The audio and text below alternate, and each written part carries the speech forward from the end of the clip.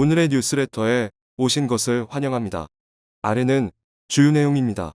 1. 중국도 아니고 인도도 아니다. 러시아가 한국과 협력하는 이유. 1. 한국의 훌륭한 외교 노선. 수조 원의 사업이 체결되었다. 안녕하세요. 우리나라 주변국 중에서 그나마 유일하게 의리가 있는 나라가 러시아다. 러시아와의 협력은 중국, 일본을 견제하기 위해 두 나라 모두 반드시 필요하다. 러시아라는 나라를 정치적으로 어쩔 수 없이 잠재적 적국으로 간주하였고 또 이번 러우크 전쟁의 침략국으로 인한 우방의 경제 제재에 동참하였으나 개인적인 생각입니다만 대한민국은 러시아를 적대국으로 간주하면 우리나라의 실이 더 많을 것 같다는 생각입니다. 실익을 떠나서 우크나 중국보다는 러시아가 더 의리 있고 받은 만큼 주는 나라가 러시아라고 생각되는데 제 생각이 틀린 걸까요? 불공 러시아에 대한 누리꾼들의 반응입니다. 왜 그런지 알아봅시다. 최근 우크라이나에 대한 무력 침공을 감행하며 국제사회의 제재를 받고 있는 러시아의 경제가 예상과는 다르게 매우 견고한 것으로 드러났습니다. 많은 경제 전문가들은 러시아가 제재를 받으면 우크라이나를 포기할 것으로 전망했지만 그 예상은 완전히 빗나갔고 8월 중순 현재 우크라이나 동부 돈바스 지역의 천연자원 매장지 대부분은 러시아 손에 떨어졌다는 소식이 전해지고 있습니다. 워싱턴 포스트가 밝힌 내용에 따르면 러시아 측이 점령한 돈바스 주요 지역에 현재까지 파악된 것만 12조 4천억 달러 우리 돈 1경 6천조 원 규모의 천연자원이 묻혀 있으며 러시아군이 핵심 자원 매장지를 둘러싼 형태로 점령 진지를 구축했다는 소식을 전했습니다. 캐나다의 유명 싱크탱크인 치크데브 역시 러시아는 유럽 최대이자 세계 최대 철광석 매장지와 리튬 티타늄부터 석유와 천연가스 석탄 등 세계적인 규모로 매장된 대부분의 지역들이 러시아 영향권에 있다고 분석했습니다. 우크라이나 지질조사국 사무총장은 우크라이나의 핵심 원자재들이 러시아가 점령한 동남부 돈바스 지역에 집중 매장되어 있다며 세계 최대 광산이 러시아 손에 들어가면 국제사회의 자원 공급망이 더욱 불안해질 것이라 경고했습니다. 러시아가 돈으로 가치를 매기기 어려운 자원을 확보할수록 국제사회와의 관계는 점점 더 멀어지고 있습니다. 아무리 군사력이 강력하고 천연자원이 많아 자급자족할 수 있더라도 세계를 적으로 돌린 이상 러시아 국민들이 풍요롭게 지내는 것은 불가능해졌기에 러시아는 자국의 우호적인 국가와 그렇지 않은 국가를 나누고 국익을 도모하고 있습니다. 특히 우호국과의 교류를 넓혀가고 있지만 근본적인 한계에 봉착하며 어려움을 겪고 있습니다. 여기에 러시아는 국제사회의 눈을 피해 현재는 비우호국에 포함되어 있지만 전통적으로 우호적인 관계였던 한국과의 관계를 강화하려는 시도를 하고 있습니다.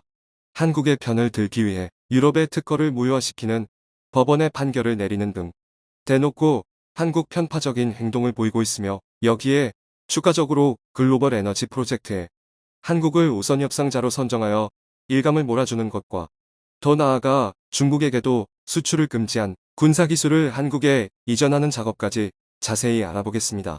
먼저 러시아의 동맹국으로 보이는 중국과 인도가 러시아에게 얼마나 도움이 안 되는 국가인지 이번 일을 계기로 더욱 확실해지고 있습니다.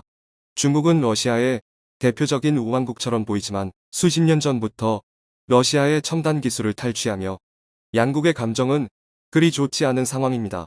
중국은 호시탐탐 러시아의 국방기술과 천연자원을 노리고 있는데 이번에 궁지에 몰린 러시아를 위해 각종 전자제품과 공산품을 제공하고 있지만 그 대가로 천연가스를 저렴하게 도입하는 등 자국의 이익을 도모하고 있습니다. 게다가 중국의 젠 시리즈 전투기와 거기에 탑재된 엔진들은 과거에 중국이 수입한 러시아의 전투기와 엔진을 베껴서 제작한 것으로 현재 러시아는 중국으로의 국방력 유출을 우려하며 첨단 군사무기 수출을 법적으로 금지하고 있습니다. 러시아와 중국은 서로 끊임없이 견제하고 믿지 못하고 있지만 미국이라는 공동의 적에 대항하기 위해 잠시 손을 잡은 것처럼 보이는 것뿐입니다. 반면 인도는 러시아제 군사무기를 제일 많이 수입하는 최대 고객이며 최근엔 석유와 천연가스를 비롯한 에너지도 헐값에 사들이고 있습니다. 하지만 아이러니한 점은 인도와 중국은 견원지간으로 인도에 판매되는 러시아 무기는 전부 중국을 겨냥해 배치되고 있습니다. 이렇게 러시아는 인도에게 첨단 무기를 공급하지만 아직 농업국가에 머무르고 있는 인도는 러시아에게 의미 있는 교역 물품을 제공하고 있지 않습니다. 이 밖에도 러시아는 미국과 유럽 등 서방 세계를 완전히 적으로 돌렸기에 굶지 않고 먹고 살 수는 있어도 풍요로운 삶을 누리기라 완전히 불가능한 상황에 러시아 내부에서 한국의 중요성이 급부상하고 있습니다. 러시아 정부는 극비리의 한국에 우호적인 정책을 마련해 우크라이나 상황이 종식되는 즉시 한국과의 본격적인 협력을 준비하는 작업이 포착되고 있는데요. 여러 군데에서 그런 징후가 포착되고 있습니다. 현재 국제적인 흐름상 겉으로는 러시아 제재에 동참하고 있어 러시아 정부의 비호호 국가에 포함되어 있지만 한국은 비호호 국가 31개국 중에서 유일하게 러시아의 가스 수출 통제를 받지 않는 곳입니다. 러시아 정부는 공식적으로 한국 기업을 제재 대상에서 제외시키는 발표를 하고 있으며 자국 법원에서도 노골적인 한국 감사기가 나오고 있습니다. 지난해 유럽의 전자결제 회사인 스크윈 SA가 삼성전자가 자사의 특허를 침해했다며 러시아 법원에 제기한 소송에서 2심은 삼성전자가 패배하는 등 삼성 제품의 판매 금지 결정이 나오는 위기가 있었으나 러시아의 특허법원에선 삼성전자의 패배 원인이었던 스크윈 SA가 확보한 기술에 대한 특허를 말소시켜 삼성전자의 2심 승소를 이끌었습니다. 물론 수많은 법정 다툼을 겪은 삼성이 무난하게 이길 것으로 예상되는 싸움이었지만 러시아 특허법원이 직접 나서서 유럽 기업의 특허까지 말소시키는 등 러시아 시장 점유율 1위를 차지한 한국 기업에 대해 어느 정도 봐주기가 있었던 것으로 보입니다. 더군다나 얼마 전엔 러시아의 자체 결제 시스템인 미르 카드 시스템의 비호국가 최초로 한국을 포함시켰습니다. 미르 시스템은 기존의 러시아의 결제 사업자였던 미르피아카드와 비스 마스터카드가 러시아 시장에서 철수하자 러시아 중앙은행이 직접 구축한 시스템입니다. 러시아는 현재 국제결제망에서도 퇴출된 상황이라 자체적인 결제 시스템을 필요로 했고 여기엔 비호국 최초로 한국이 포함되었습니다. 서방 세계에선 러시아가 한국을 비호국으로 설정해놓고 사실상 특혜는 몰아주고 있다는 지적을 하고 있는데 그런 말이 나오는 이유가 있습니다. 최근 이집트의 37조 원 규모 원자력 발전소 사업을 수주한 러시아는 한국에게 이집트 원전 프로젝트를 공동으로 진행하자며 요청해왔습니다. 37조 규모의 초대형 프로젝트를 단독으로 수행할 수도 있지만 한국은 이집트와 비슷한 사막 조건인 아랍에미리트에서 바라카 원전을 건설한 경험이 있기에 원전 수출 경쟁국인 한국에게 찾아와 함께 프로젝트를 진행하자며 요청한 것입니다. 러시아 측이 제안한 작업 범위는 터빈 건물을 비롯한 발전소의 2차 개통 부문이며 전체 사업 규모는 3조 원에서 4조 원대로 추산되고 있습니다. 국제사회의 제재 속에서 한국을 비호국가로 지정한 상황 속에서도 여금 등 그럴만한 이유가 있습니다. 올해 3월을 기점으로 글로벌 기업들이 전부 러시아에서 썰물처럼 빠져나간 상황이라 러시아는 한순간에 고립된 상황입니다. 글로벌 완성차 업체들부터 세계 주요 전자제품 기업과 인터넷 기업 나이키, 아디다스 등 의류 브랜드까지 러시아 시장에서 전부 철수하며 러시아 국민들의 불편함이 가중되고 있는데요. 특히 의류나 식품의 경우는 첨단 기술이 필요하지 않기에 큰 문제가 되지 않지만 제조업의 경우는 얘기가 달라집니다. TV, 냉장고, 청소기와 세탁기 그리고 스마트폰과 자동차 등은 브랜드별로 성능 격차가 천차만별이며 국민들 일상생활에 뿌리 깊게 관여하고 있습니다. 하지만 한순간에 모든 기업들이 철수하면서 러시아 국민들은 극심한 불편함을 호소하고 있습니다. 대표적으로 러시아의 스마트폰을 비롯한 가전제품의 경우는 한국의 삼성전자와 LG전자가 1위를 차지하고 있는데 한국 가전이 세계 1위로 유명한 만큼 러시아 현지에서도 1위를 차지하고 있습니다. 심지어 국내 전자업체들은 저렴한 러시아의 노동력과 러시아 정부의 세금 혜택을 받으며 러시아 현지의 공장을 대규모로 가동하고 있었습니다. 그 결과 수십만 러시아 국민들의 일자리를 한국 기업이 책임지고 있었는데 한국 기업이 철수하면서 러시아 국민들은 한순간에 중국산 제품을 사용하는 신세로 전락했습니다. 실제로 한국 기업이 철수한 빈자리를 중국 기업이 침투하고 있지만 러시아 국민들의 인식도 마찬가지로 중국 제품은 별로라는 이미지가 있어 유럽이나 중국을 통해 들여온 한국 제품이 고가의 웃돈이 붙여진 채로 거래되고 있다고 합니다.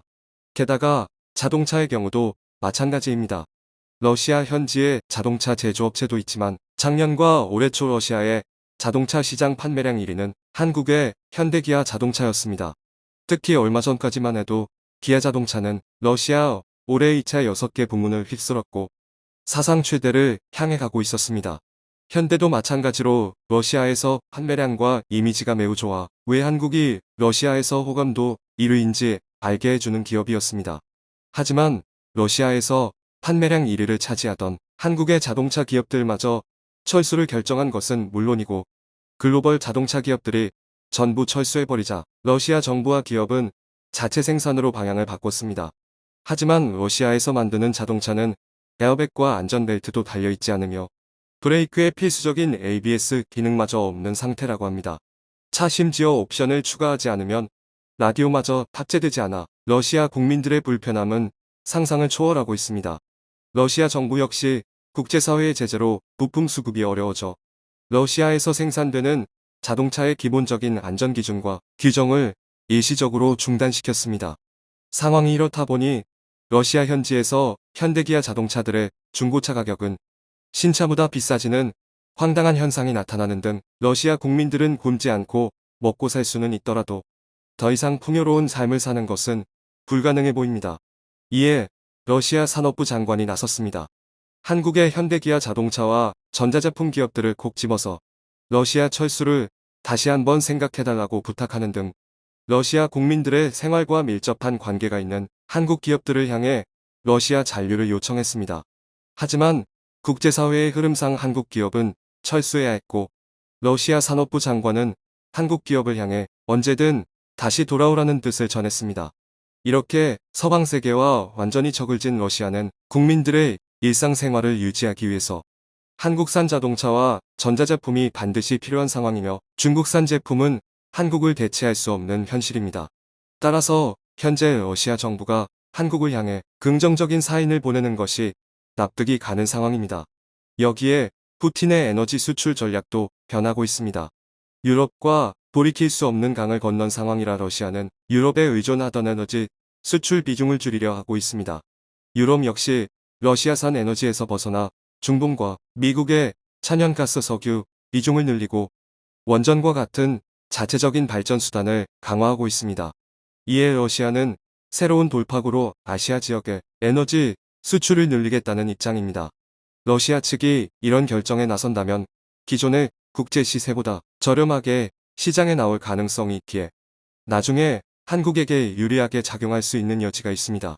이집트 정부가 수에즈 운하의 통제권을 대한민국에 넘긴다는 계획을 발표했습니다.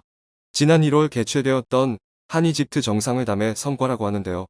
수에즈 운하의 통제권이 단계적으로 한국에 이양될 계획이며 통행료 수익에 대해서는 아직 조율 중이라고 합니다. 한국 정부는 수에즈 운하의 통제권을 보유함에 따라 엄청난 이익을 얻게 될 전망인데요. 수에즈 운하는 지중해와 홍해를 잇는 수로입니다. 세계 최대 규모를 자랑하는 이 운하는 연간 1억 척의 통행량을 소화. 이집트 정부는 이 운하를 통해 연구조 원의 수익을 얻고 있죠. 또한 유럽과 아시아 교역로의 거리를 무려 9,000km나 단축. 그만큼 엄청난 중요도를 자랑하는 운하라고 할 수 있습니다. 그런데 최근 이집트 정부가 수에즈 운하의 통제권을 한국에게 넘긴다고 발표. 이 소식을 들은 전 세계가 충격에 빠졌죠. 외신에서는 이를 두고 이집트가 충격적인 선택을 하고야 말았다는 반응이 지배적인데요.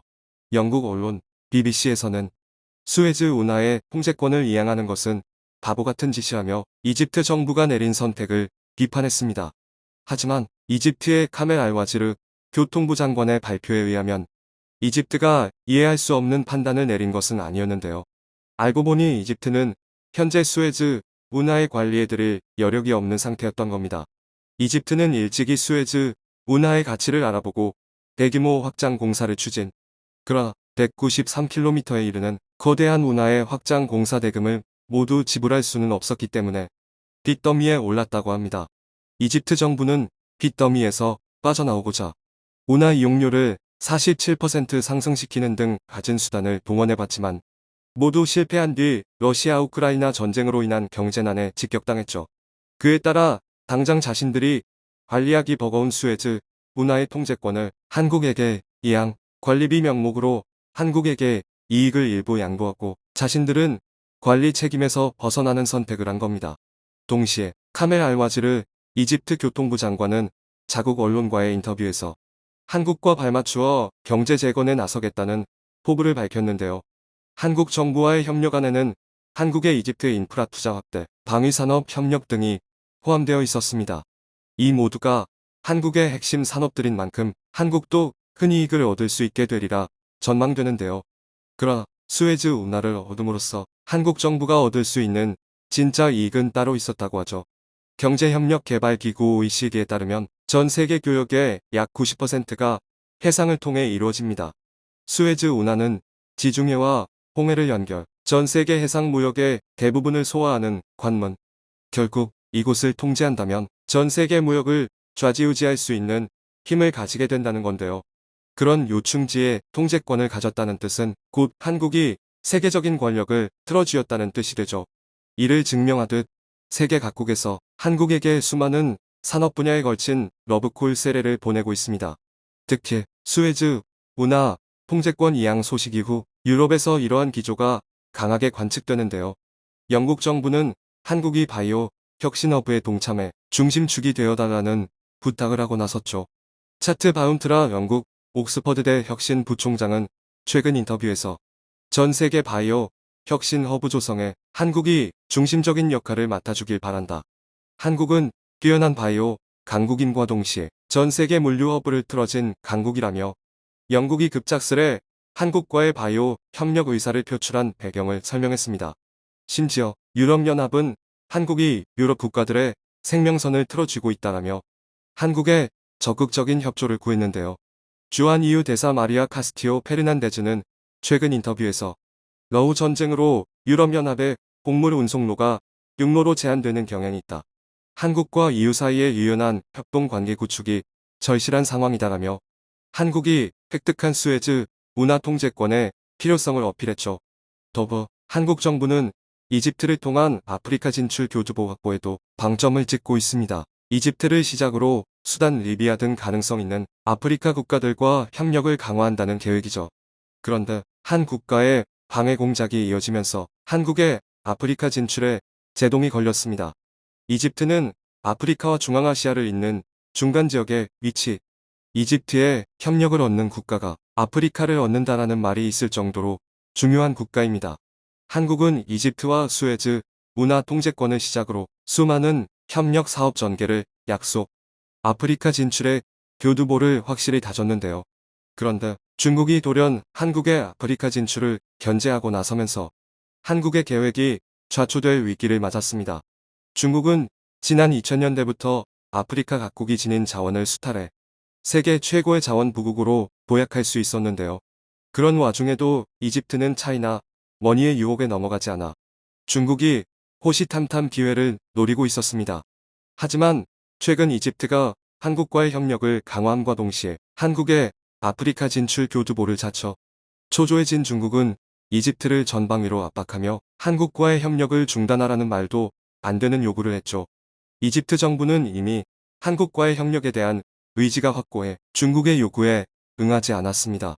중국 정부의 의도를 미리 알아채 한국 정부가 이집트에 대해 더 많은 협력안을 제시, 이집트의 마음을 완전히 한국 편으로 돌리는 데 성공했기 때문인데요. 한국 정부는 기존에 약속했던 협력안에 이어 4차 산업혁명의 핵심인 메타버스 기술을 이집트에게 전수하겠다고 약속했습니다. 더불어 39조 원 규모의 원자력 발전소 사업 계약도 일사천리로 진행시키면서 이집트 정부의 마음을 사로잡았죠. 결국 한국은 중국의 산발적인 방해 공작에도 굴하지 않고 아프리카 진출 교두보 확보에 성공했는데요. 앞으로 아프리카 지역에서 보일 한국의 활약상에 기대가 모이고 있습니다.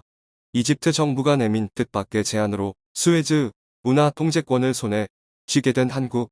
세계 최빈국에서 시작해 동북아시아의 지역 강국으로 떠올랐던 한국이 이제는 전 세계에서 가장 주목받는 국가 중 하나가 되었습니다. 이 기세를 빌어 한국의 아프리카 진출이 성공하기를 기원합니다. 이번 소식에 시청자 여러분들은 어떻게 생각하시나요? 의견을 댓글로 남겨주시면 저희가 확인하고 다음 소식에 긍정적으로 반영하도록 하겠습니다. 항상 건강하시고 행복하시고 좋은 일들만 가득하시길 바랍니다.